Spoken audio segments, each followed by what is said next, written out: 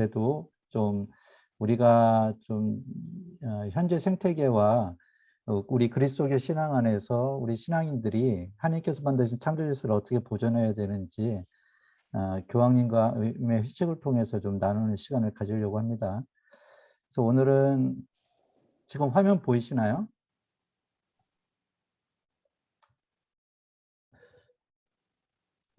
화면 공유하신 거예요? 화면 공유는 아직 안 돼 있습니다. 아, 그런가요? 예, 네, 예. 잠시만요. 비디오 시작하면 예, 화면 공유. 예, 됐나요? 네, 네, 됐습니다. 예. 예, 그러면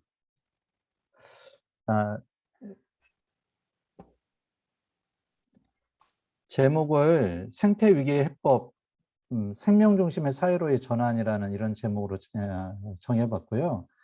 그리고 참이버섯 회칙을 바탕으로 해서 교황님께서 올해부터 지내라고 하셨던 참이버섯 7년 여정에 그 포커스를 맞춰서 이야기를 나누도록 하겠습니다.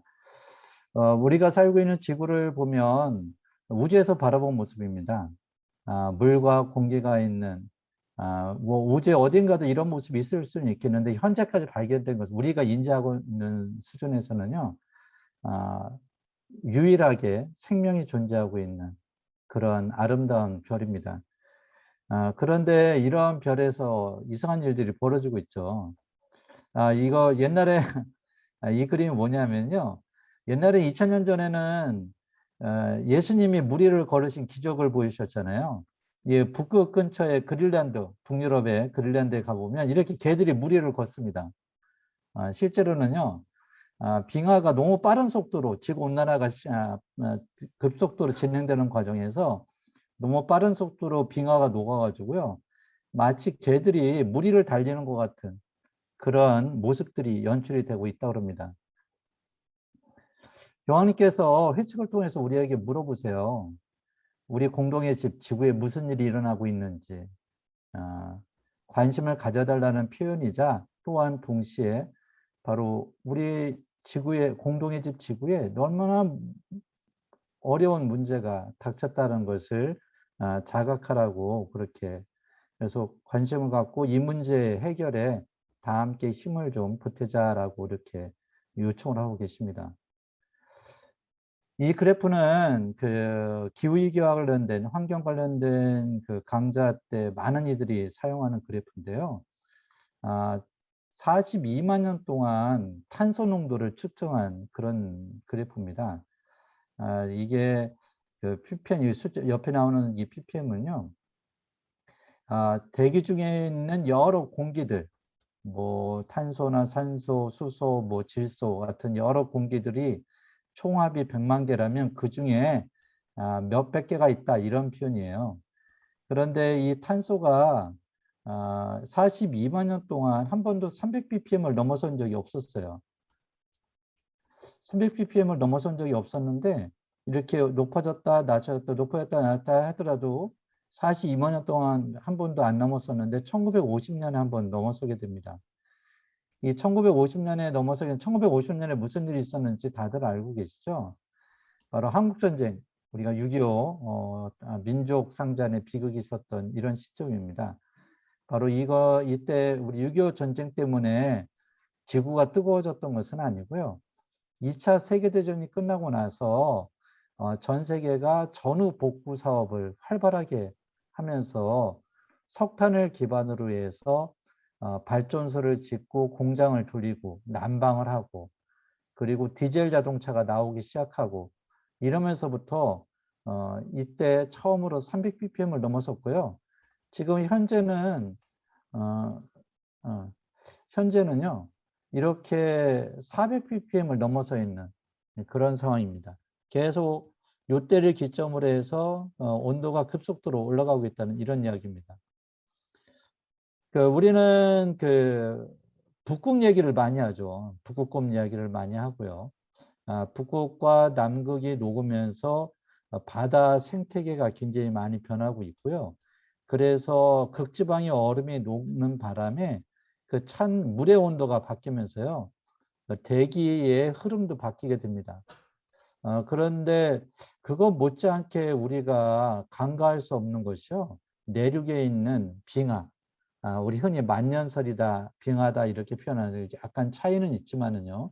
우리가 흔히 그렇게 이야기하는 아주 높은 산에 위치한 오랜 기간 동안 내린 눈이 녹다 올다 녹다 올다를 반복하면서 쌓였던 이런 빙하가 점점 줄어들고 있습니다. 1980년대부터 지금 2020년까지 40여 년 동안에요. 우리가 알고 있는 가장 큰 그 대륙 내부의 빙하 지대라고 할 수 있는 히말라야 산맥의 빙하가 4분의 1이 줄어들었다고 그래요. 그런데 그것뿐만 아니라 그런 줄어드는 과정에서요. 녹아 없어지면서 산 위에 이런 산 정상 중턱 위에 호수들이 생기기 시작을 했습니다. 우리 눈으로 보기엔 굉장히 아름답죠. 그런데 실제로 굉장히 위험한 상황들이 벌어지게 됩니다. 화면을 좀 보세요, 영상을.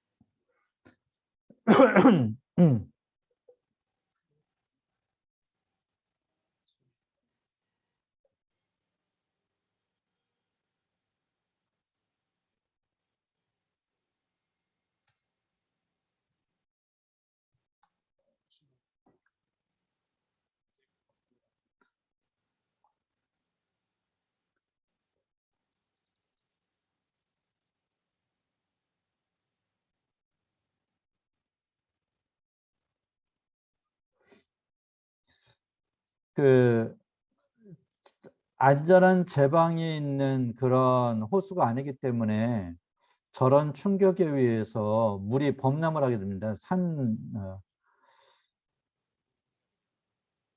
저렇게 아래에 있는 도시들을 덮치게 되죠.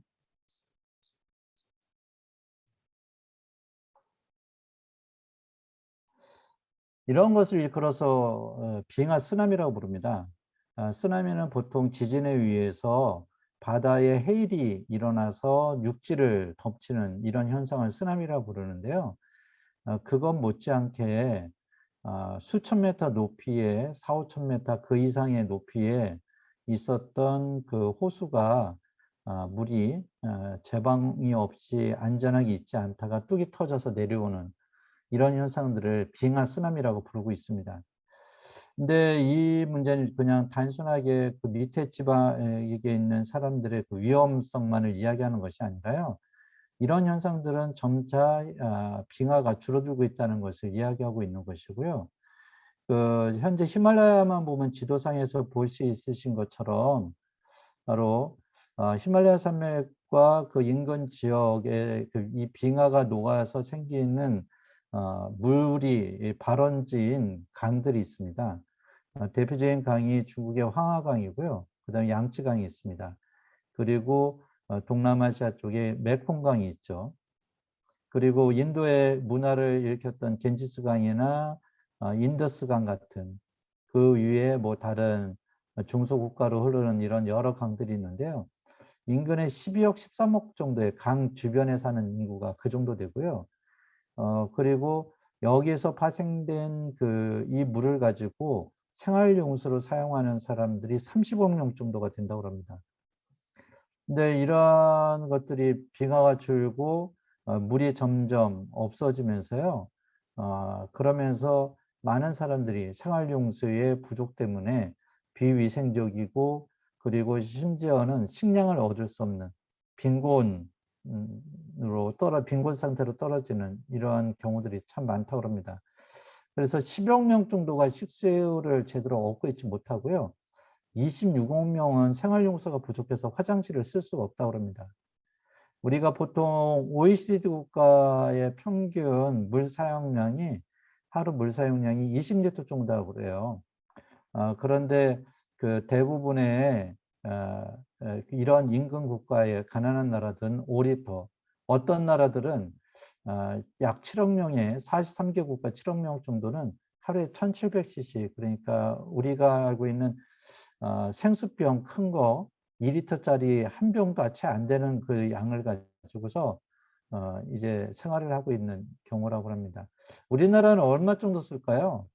우리나라는 OECD 선진국 평균보다도 좀 더 많이 씁니다. 한 24리터 정도를 쓴다고 그래요. 이거는 뭐 비가 많이 내리는 이런 것도 중요하겠지만 이게 상하수도 관계 시설이 세계 최고 수준으로 잘 이루어져 있기 때문에 그렇다고 보시면 됩니다. 그런데 점차 기후가 변해서 이 물을 얻는 것 자체가 쉽지 않아지고 있는 이런 상황이라고 합니다. 그래서 교황님께서는요, 물을 안전하게 마실 수 있는 이 접근권이야말로 보편적인 인권이다 이렇게 말씀하시면서 가난한 이들에게 우리가 다 부채를 지고 있다. 왜냐하면요, 이렇게 물 부족을 겪고 있는 가난한 나라의 사람들의 그 국가 산업 시스템은 우리와 좀 다르기 때문에 그렇습니다. 우리처럼 산업화되고 에너지를 많이 쓰는 이런 구조가 아니에요. 현재 벌어지고 있는 기후위기, 지구온난화 때문에 벌어지고 있는 이런 현상들은요, 에너지를 과다하게 쓴 선진국들, 산업화된 국가들 때문입니다. 우리나라도 여기서 자유롭지 못합니다. 전 세계에서 이산화탄소를 가장 많이 배출하는 나라들을 꼽아보면요, 우리가 거의 10위권 안에, 어쩔 때는 7위까지 올라간 적도 있어요. 미국과 중국이라고 하는 절대 다수의 그 수치를 차지하고 있는 국가들을 제외하고 나면 굉장히 많은 그 탄소를 배출하는 에너지를 쓰는 이런 나라입니다. 그러니까 우리나라도 전 세계에서 벌어지고 있는 이런 현상에 책임이 크다는 이런 이야기죠.